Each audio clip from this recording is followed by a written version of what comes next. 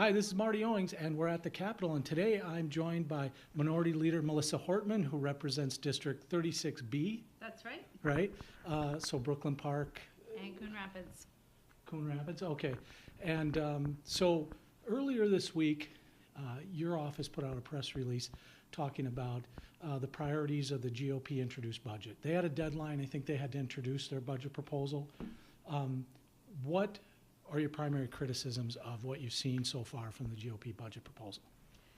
Their priorities are wrong for Minnesota because they prioritized tax cuts over taking care of Minnesotans.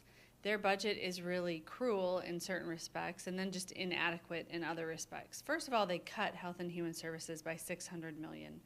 And that budget takes care of our grandparents and our parents in senior care facilities. That budget funds people with developmental disabilities and all sorts of other disabilities.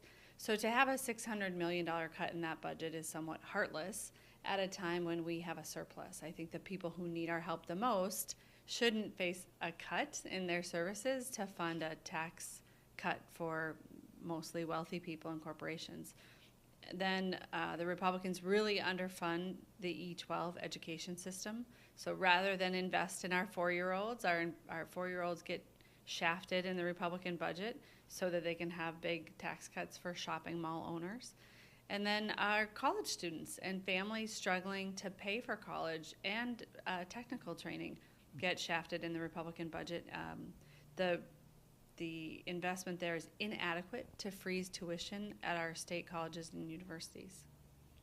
Can you talk a little bit more about the specific cuts, like what you know? Because as I understand it, it's a little bit fuzzy right now.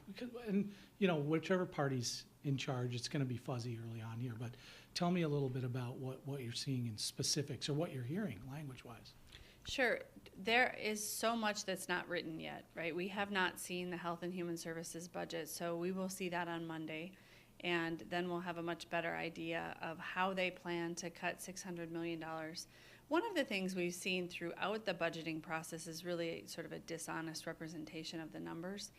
So instead of acknowledging that they only have a teeny tiny increase to K-12, they sort of manufacture fake numbers, alternative facts to use to try to make their budget look better. But the reality is they are not funding an inflationary increase for E12 schools. So our school districts would have to lay off teachers under the proposed Republican budget.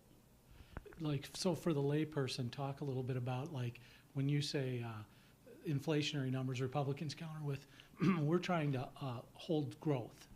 Is it more than that? Is it more than holding growth? Like back in the GMAC days, I remember that fight. It was more than growth. It was cuts to the program. So talk about, like, any specificity you have around that maybe people would, just a lay person might understand. Right, sort of for the ordinary person watching, before I ran for the legislature, and when I would try to understand what are they doing down at the state capitol and how will it impact my children in the classroom. And so when I look at the K-12 budget or the E-12 budget, what I see is a level of funding that would require school districts to fire teachers and increase class sizes because it's not adequate to deal with the costs that districts have. Again, though, is that anticipated growth, or you're saying actual cuts? Because sometimes people get confused. Like if I go back and talk to a Republican right now's leader, they're going to say, well, Melissa's saying that what she's really saying is they'll have to cut teachers in the future if we hold growth, or they just won't be able to add teachers. But that's not what you're saying, is it? Right. No, I'm saying that there is an inflationary increase that has to be given to school districts if they want to maintain level funding. Let's think about your family, for example. Let's say, just to keep the math simple, that you make $25,000 a year, and you made $25,000 a year in 2016. Well, in 2017, the consumer price index has affected the products that you buy. Your loaf of bread is more. Your electric bill is more. Things that you purchase, the blue jeans that you buy and the tennis shoes, probably on average cost 2.5% more. So if you don't get a cost of living raise from your employer in 2017, you'll have to get by with less things in 2017 than you got by with in 2016. So what we're saying as Democrats is, look, the state's revenue is going up because the economy is healthy. because Governor Dayton and Democrats, when we were in charge, put really sound budgeting principles into place. So we have a healthy budget. Our revenues have increased with inflation. And so our expenditures in certain areas, if we don't keep up with inflation, we are asking them to cut back. And that's where in the school districts, they're proposing a budget that would only be 1.5% increase each year, which is not what schools are facing in terms of inflation. You get to pick your battles up here, but you've talked more right now about the education piece, but health and human services, that's obviously, $500 million cut. What is it in those areas and would that be a fight you're going to want to take up here? Well, we don't know what the cuts will be. We don't know the proposals yet. So on Monday, we'll see how they plan to do it. In the past, what Republicans have done is they've manufactured fake savings. They presume that this, that, or the other can be eliminated and create some savings that doesn't actually hurt anybody. What we see when we go to the Health and Human Services Committee, and really any Minnesotan, should go on the Minnesota House website and click on the Health and Human Services Committee webpage. It's really easy these days to track what's going on at the state legislature, but just watch a hearing or two. When you see individuals coming forward who care for elderly people in nursing homes or care for people who have disabilities, or you see elderly people or people with disabilities coming here and advocating for themselves, you see how little funding is actually provided for some of these services now and how sorely needed pay increases are. We're paying people who do the most important work for people we love at the most fragile times of their life. We're dramatically underpaying them. And people still do this work because they're such good human beings that they care about other people and they want to take care of them.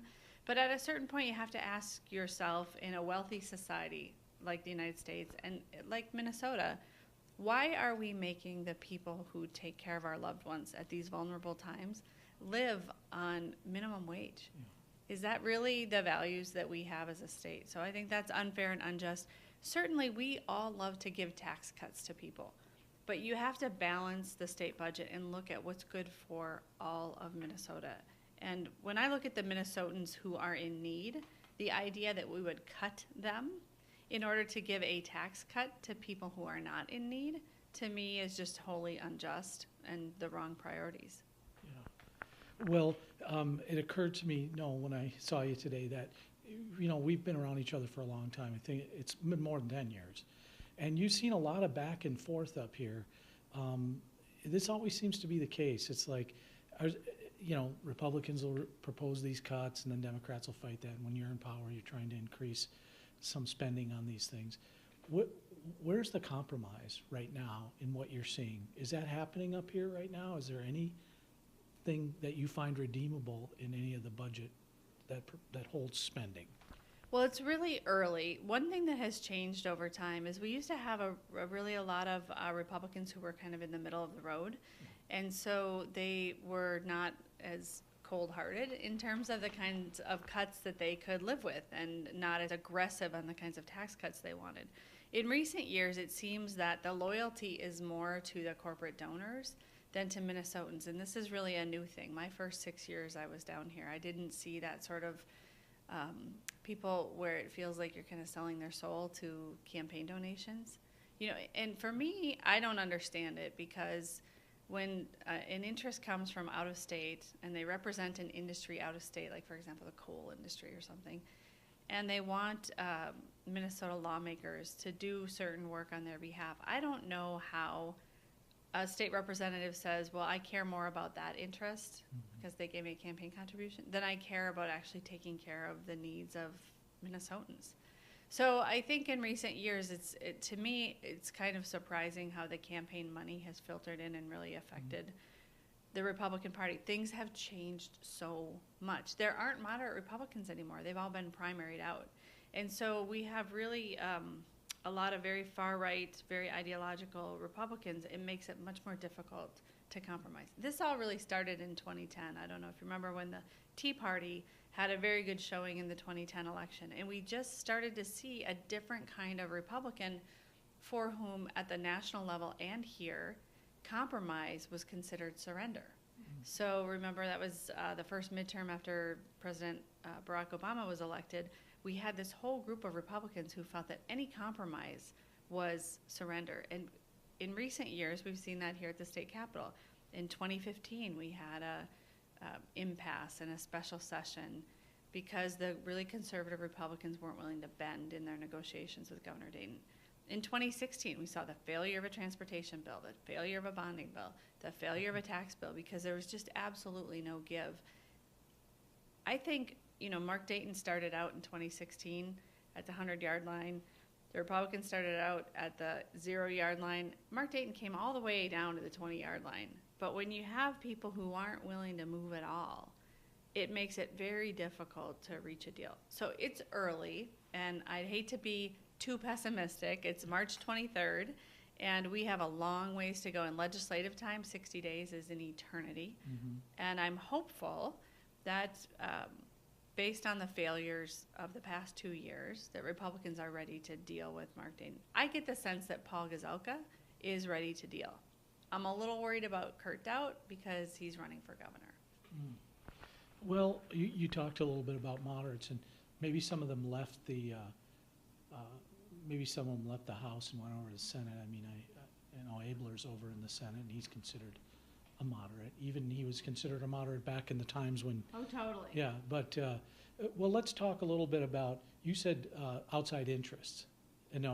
What, like ALEC? Are they writing bills for legislators up here? Well, the Republican legislators do use ALEC bills. I don't know that ALEC plays in the legislative funding, in the campaign funding, mm-hmm. But what I see is the U.S. Chamber of Commerce, or not the U.S. Chamber of Commerce, the Minnesota Chamber of Commerce really weighing in heavily.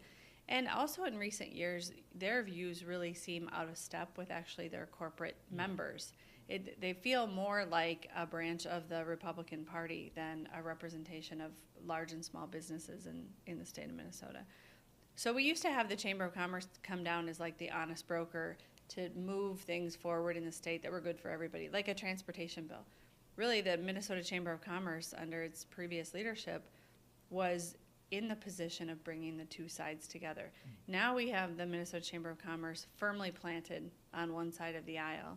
So they're not an interest that helps get things done anymore. They're an interest that actually helps block progress because they'd rather run really negative campaigns against people instead of getting a deal.